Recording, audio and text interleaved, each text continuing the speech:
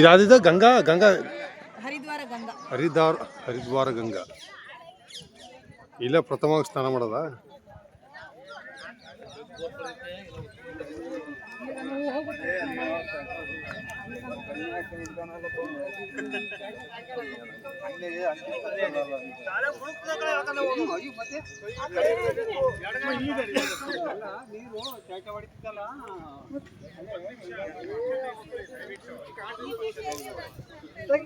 ಈಗ ಇಲ್ಲಿಂದ ಮಹಿಮೆ ಹೇಳ್ತಾರ ಅನ್ಸುತ್ತೆ.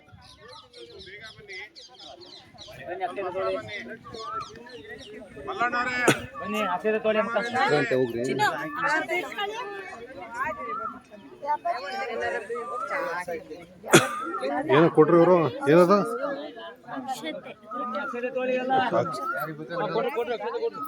ಇಲ್ಲ ಸ್ವಲ್ಪ ಹಾಕಿ ಮಮ್ಮ.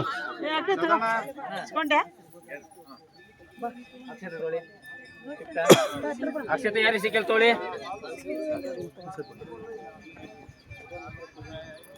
ಅಕ್ಷತೆ ಯಾರಿ ಸಿಕ್ಕಿಲ್ಲ ಅಣ್ಣ ಅಕ್ಷತೆ ಕೊಡು. ಬರ್ರಿ ಬರ್ರಿ ಎಲ್ಲ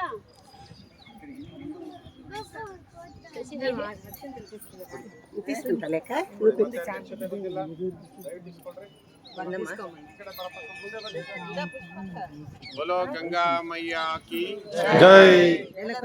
ನೋಡಿ ಅಕ್ಷತೆ ಒಂದು 5 ನಿಮಿಷ ಗಮನ ಇಟ್ಟು ಕೇಳ್ರಿ. ನಾವು ಇಲ್ಲಿ ಬಂದಿರೋದು ಇಲ್ಲಿ ಗಂಗಾ ಸ್ನಾನಕ್ಕೆ. ಇಲ್ಲೊಂದು ಕಡೆ ಮಾತ್ರ ನಿಮಗೆ ತಣ್ಣೀರು ಸ್ನಾನ. ಇನ್ನು ಮುಂದೆ ನೀವು ಟೂರ್ನಲ್ಲಿ ಎಲ್ಲೇ ಹೋಗ್ಲಿ ರೂಮಲ್ಲಿ ಇಲ್ಲಿ ಕೂಡ ಈ ಲಾಡ್ಜಲ್ಲೂ ಗೀಸರ್ ಇದೆ. ರೂಮ್ ಒಳಗಡೆ ಒಂದು ಗೀಸರ್ ಪಾಯಿಂಟ್ ಇಲ್ಲಿ ನೋಡಿರ್ಬೋದು. ಹಿಂಗೆ ಎತ್ತು ಬಿಟ್ರೆ 10 ನಿಮಿಷ ಬಿಸಿನೀರು ಬರುತ್ತೆ, ನೀವು ಸ್ನಾನ ಮಾಡ್ಕೋಬೋದು. ಆದರೆ ಯಾತ್ರೆ ಮಾಡೋಕ್ಕಿಂತ ಮೊದಲು ಒಂದು ನಿಯಮ ಇದೆ. ಏನಪ್ಪ ಅಂದರೆ ಗಂಗಾ ಸ್ನಾನ ಮಾಡಿಕೊಂಡು ಯಾತ್ರೆ ಮಾಡಬೇಕಂತ ಇಲ್ಲಿ ಯಾತ್ರೆ ನಿಯಮ. ಅದಕ್ಕೆ ಕರ್ಕೊಂಬಂದಿದ್ದೀವಿ. ಹೋಗ್ಸ್ನಾದರೂ ಮಾಡ್ಕೊಳ್ಳಿ, ಮುಳುಗೆದ್ದಾಳ್ರೆ ನಿಮ್ಮ ಚಾಯ್ಸ್. ನಾನಂತೂ ಇದು 68 ಸಾರಿ ಬಂದಿದ್ದು, ನಾನು ಕೂಡ ಇವಾಗ ಮುಳುಗೆದ್ದಾಳ್ತೀನಿ. ಯಾಕೆ ಅಂದರೆ ಇಲ್ಲಿ ಗಂಗಾ, ಯಮುನಾ, ಸರಸ್ವತಿ, ಅಲಕಾನಂದ ಮತ್ತು ಮಂದಾಕಿನಿ ಅಂತ ಇದು ಪಂಚನದಿ ಸಂಗಮ ಅಂದರೆ ಪಾಪನಾಶಿನಿ ಅಂತ.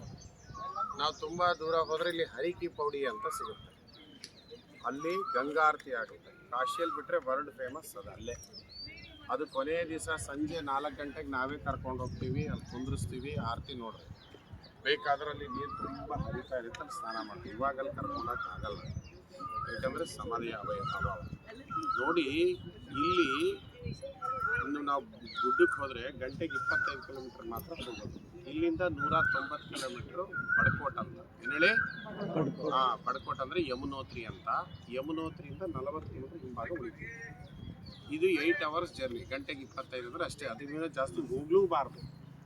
8 ಅವರ್ಸು. ಅಲ್ಲಿ ಮಧ್ಯದಲ್ಲಿ ನಿಮಗೆ ತಿಂಡಿ ಊಟ, ಸಂಜೆ ಬಾತ್ರೂಮ್ ಕಾಫಿಗೆ ನಿಲ್ಸಕ್ಕಂದ್ರೆ 6:30 7 ಆಗ್ಬಿಡುತ್ತೆ.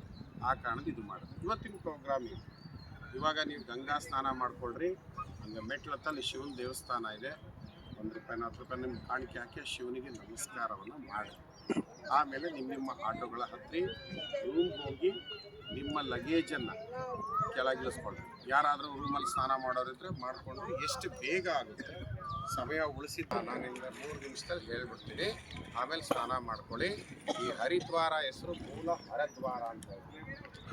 ಪಂಚಪಾಂಡವರು ಈ ಋಷಿಕೇಶಲ್ಲಿ ಫಸ್ಟ್ ಬಂದ್ರಂತೆ. ಬಂದುಬಿಟ್ಟು ಋಷಿಕೇಶ ಅಂದರೆ ಈ ತಲೆಯಲ್ಲಿ ಕೂದಲು ಎಣ್ಸೋಕ್ಕಾಗಲ್ಲ, ಹೌದು ತಾನೇ? ಅದೇ ಥರ ಋಷಿ ಅಂದರೆ ಋಷಿಗಳು, ಕೇಶ ಅಂದರೆ ಕೂದಲು. ನಾವು ಕೂದಲು ಹೇಗೆ ಎಣಿಸಲ್ಲೋ ಅಷ್ಟೇ ಥರ ಲಕ್ಷಾಂತರ ಜನ ಋಷಿಗಳಿರೋದು ಅದು ಋಷಿಕೇಶ ಅಂತ ಬಂದರು. ಆ ಋಷಿಕೇಶದಲ್ಲಿ ಅವರು ಕೇಶ ಮಂಡಲವನ್ನು ಮುಚ್ಕೊಂಡು ಹರಿದ್ವಾರಕ್ಕೆ ಇಲ್ಲಿ ಬಂದುಬಿಟ್ಟು ಇಲ್ಲಿ ಮೋಕ್ಷಕ್ಕೆ ಒಂದು ಮೆಟ್ಲು ಅಂತಾರೆ. ಯಾವುದಾದ್ರೂ ಒಂದು ಎತ್ತಿ ಅಂತ ಇರುತ್ತಲ್ವಾ, ಅದೇ ರೀತಿ ಪಂಚಪಾಂಡವರಿಗೆ ಮೋಕ್ಷ ಬೇಕಾಗಿತ್ತು, ಅವರಿಗೆ ಸ್ವರ್ಗಾರೋಹಣ ಮಾಡಬೇಕಾಗಿತ್ತು. ಅದಕ್ಕೆ ಏನು ಮಾಡಿದ್ರು, ಇಲ್ಲಿ ಬಂದು ಅವರು ದೀಕ್ಷೆಯನ್ನು ತಗೊಂಡು ಅಲ್ಲಿ ಕೇಶಮಂಡನ ಋಷಿಕೇಶದಲ್ಲಿ ಮಾಡಿಕೊಂಡು ಗುರುವಿಂದ ಇಲ್ಲಿ ಬಂದು ಇಲ್ಲಿ ಸ್ನಾನವನ್ನು ಮಾಡಿ ಇಲ್ಲಿಂದ ಅವರು ಪ್ರಯಾಣ ಮಾಡಿದ್ರು. ಇದು ಮೂಲ ಹೆಸರು ಮಾಯಾಪುರಿ ಅಂತ. ಹೇಳಿ ಮಾಯಾಪುರಿ. ವಾಪಸ್ ಬಂದಮೇಲೆ 2 ದಿವಸ ಇಲ್ಲೇ ಇರ್ತೀವಿ, ಅವಾಗ ತೋರಿಸ್ತೀವಿ. ಮಾಯಾಪುರಿ ಅಂದರೆ ಮಾಯಾದೇವಿ ಅಂತ ಹೇಳ್ಬಿಟ್ಟು ಆ ತಾಯಿ ಹೆಸರಿನಲ್ಲಿ ಇತ್ತು. ಆಮೇಲೆ ಇಲ್ಲಿ ವೈಕುಂಠವಾಸ ಶ್ರೀ ವಿಷ್ಣು ಇಲ್ಲಿ ಬಂದು ನೆಲೆಸಿದ್ದಕ್ಕೆ ಹರಿದ್ವಾರ ಅಂತ ಗೊತ್ತು. ಹರಿಹರರು ಕೂಡಿದ್ರಿಂದ ಹರಿಹರದ್ವಾರ ಅಂತಲೂ ಮೂಲ ಹೆಸರು ಹೇಳ್ತಾ ಇದೆ. ಇದಕ್ಕೆ ರಾಮಾಯಣಕ್ಕಿನ್ನೂ ಹಿಂದಿನ ಇತಿಹಾಸ ಇದೆ. ಇಲ್ಲಿ ಭಗೀರಥನ ತಪಸ್ಸು ಮಾಡಿ ಗಂಗೆನ ಈ ಕಡೆಯಿಂದಲೇ ಹರಿಸ್ತಾನೆ. ಇಲ್ಲಿ ನಿಜವಾದ ಗಂಗೆ ಅಲ್ಲ ಇದು, ಕಾಶಿಯಲ್ಲಿರೋದು ಕೂಡ ನಿಜವಾದ ಗಂಗೆ ಅಲ್ಲ, ಈ ಗೂಡಲ್ಲಿ ಕೂಡ ನಿಜವಾದ ಗಂಗೆ ಅಲ್ಲ. ನಿಜವಾದ ಗಂಗೆ ಇರೋದು ಗಂಗೋತ್ರಿಯಲ್ಲಿ. ಕರೆಕ್ಟ್ ಗಂಗೋತ್ರಿ ನೀರು ನಾನು ಹೇಳಿಲ್ವಾ ಇಲ್ಲಿ ಹಾಕಿಟ್ಕೊಂಡು 24 ಕ್ಯಾರೆಟ್ ನೀರು ಅಲ್ಲೇ ಸಿಗೋದು ನಿಮಗೆ. ಅದನ್ನ ಅಲ್ಲೇ ಹೇಳ್ತೀನಿ. ಅಲ್ಲೇ 10 ರೂಪಾಯಿ ಡಬ್ಬ ಸಿಗ್ತವೆ, 125 ರೂಪಾಯಿ ಗಿಂಡಿ ಸಿಗುತ್ತೆ. ಅನುಕೂಲ ಇದ್ರೆ 10 ರೂಪಾಯಿ, ಇಲ್ದಿರೋ 125 ರೂಪಾಯಿ ಗಿಂಡಿ ತೊಗೊಂಡು ಮನೆಗೆ ದೇವ್ರ ಮನೆಗೆ ತಾಮ್ರ ಚೊಂಬಲ್ಲಿ ಪೂಜೆ ಮಾಡ್ಕೋಬೋದು. ಈ ರೀತಿ ವ್ಯವಸ್ಥೆ ಇರುತ್ತೆ. ಅದಕ್ಕಾಗಿ ಈ ಗಂಗಾ ಯಮುನಾ ಸರಸ್ವತಿ ಒಂದು ನಿಯಮಕ್ಕೆ ಸ್ನಾನ ಮಾಡಬೇಕಾಗಿರೋದ್ರಿಂದ ಇವೆಲ್ಲ ಸ್ನಾನವನ್ನು ಮಾಡ್ಕೊಳ್ಳಿ, ನಿಮಗೆ ಒಳ್ಳೆಯದಾಗುತ್ತೆ. ಇಲ್ಲಿ ಪಂಚಪಾಂಡವರು ಇಲ್ಲಿ ಬಂದು ಇಲ್ಲಿಂದ ದೀಕ್ಷೆಯನ್ನು ಪಡೆದು ಇಲ್ಲಿಂದ ಅವರು ಮೊದಲು ಯಮುನೋತ್ರಿಗೆ ಹೋಗಿ ಯಮುನಾದೇವಿ ದರ್ಶನ ಮಾಡಿ ಅಲ್ಲಿ ಬಿಸಿನೀರು ಕುಂಡ ಇದೆ, ಸೂರ್ಯಕುಂಡ ಅಂತ. ಇಲ್ಲಿ 4 ಬಿಸಿನೀರು ಕುಂಡ ಇದ್ದಾವೆ. ಚೆನ್ನಾಗಿ ನೆನ್ಪಿಟ್ಕೊಂಬಿಡಿ. ಇನ್ನು 5 ನಿಮಿಷದಲ್ಲಿ ಮುಗಿಸ್ತೀನಿ. ಮೊದಲನೇದಾಗಿ ಸೂರ್ಯಕುಂಡ ಅಂತ ಹೇಳ್ಬಿಟ್ಟು ಅದ್ರ ಮಹಾತ್ಮೆ ನೀವು ರಾತ್ರಿ ಹೇಳ್ತೀನಿ. ಸೂರ್ಯ ಉದ್ಭವ ಮಾಡಿದಂಥ ಕುಂಡ ಬಿಸಿನೀರು ಕುಂಡ. ಅದಾದಮೇಲೆ ಗಂಗೋತ್ರಿ ಹತ್ರ ಪರಾಶರ ಕುಂಡ ಅಂತಿದೆ, ಅದು ಕೂಡ ಗಂಗಾನಾನಿ ಅಂತ ಕರೀತಾರೆ, ಬಿಸಿನೀರು ಕುಂಡ. ಕೇದಾರ್ನಾಥಲ್ಲಿ ಗೌರಿ ಕುಂಡ. ಯಾವ ಕುಂಡ? ಗೌರಿ ಶಿವನಕರು ತಪಸ್ಸು ಮಾಡಿ ಗಂಡನಾಗಿ ಪಡೆದಂಥ ಸ್ಥಳ ಅದು, ಅದಕ್ಕೆ ಗೌರಿ ಕುಂಡ ಅಂತ ಕರೀತಾರೆ. ಇನ್ನು ಬದ್ರಿನಾರಾಯಣದಲ್ಲಿ ತಪ್ತ ಕುಂಡ. ಏನ್ ಹೇಳಿ? ತಪ್ತ ಕುಂಡ. ನರನಾರಾಯಣರು 10,000 ವರ್ಷ ತಪಸ್ ಮಾಡೋದು ಬಿಸಿನೀರು ಕುಂಡ. 4 ಕಡೆನೇ ಬಿಸಿನೀರು ಕುಂಡ ಇದೆ. ಅಲ್ಲಿ ಗೌರಿ ಕುಂಡದಲ್ಲಿ ಸ್ನಾನ ಮಾಡೋಕ್ಕಾಗಲ್ಲ. ಯಮುನೋತ್ರಿಯಲ್ಲಿ ಇವತ್ತು ಗಂಗೋತ್ರಿಯಲ್ಲಿ ಮತ್ತು ಇದರಲ್ಲಿ ನಿಮಗೆ ಸ್ನಾನಕ್ಕೆ ಅವಕಾಶ ಇದೆ. ಬಿಸಿನೀರಲ್ಲಿ ಮಾಡ್ಬೋದು. ಬಿಸಿನೀರು ಕುಂಡನೇ ಇರುತ್ತೆ ಅಲ್ಲಿ ವ್ಯವಸ್ಥೆ ಚೆನ್ನಾಗಿರುತ್ತೆ. ಬೇಕಾದವ್ರು ಆಸಕ್ತಿ ರೂಮಲ್ಲಿ ನೀವು ಸ್ನಾನ ಮಾಡೋರು ಮಾಡ್ಕೋಬೋದು. ಈಗ ನಾವು ಇಲ್ಲಿಂದ ಡೈರೆಕ್ಟ್ ನಾವು ಬಡ್ಕೋಟಿಗೆ ಹೋಗ್ತೀವಿ. ನಾಳೆ ಇಲ್ಲಿಂದ ನಾನು ಇವತ್ತು ಸ್ವಲ್ಪ ಜರ್ನಿ ಇದೆ, ನಾಳೆ ಜಾಸ್ತಿ ಜರ್ನಿ ಇಲ್ಲ. ಯಾಕಂದರೆ ಬಡ್ಕೋಟಿಂದ ಯಮುನೋತ್ರಿಗೆ ಬಂದು 40 ಕಿಲೋಮೀಟ್ರು.